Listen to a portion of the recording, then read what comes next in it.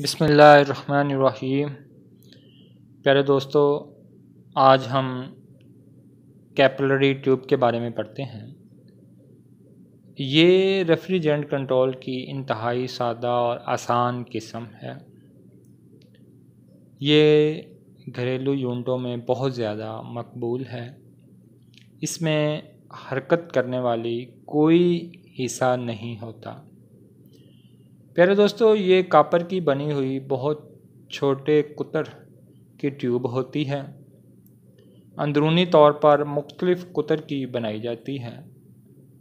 इसकी लंबाई और अंदरूनी कुतर मुख्तलिफ यूनिटों में मुख्तलिफ होते हैं।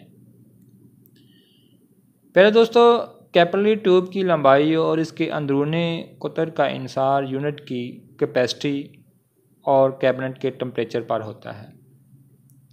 जिन यूनिटों में कैपिलरी ट्यूब बतौर रेफ्रिजरेंट कंट्रोल लगा गई हो, उनमें रेफ्रिजरेंट की सही मकदार चार्ज करना ज़रूरी होता है।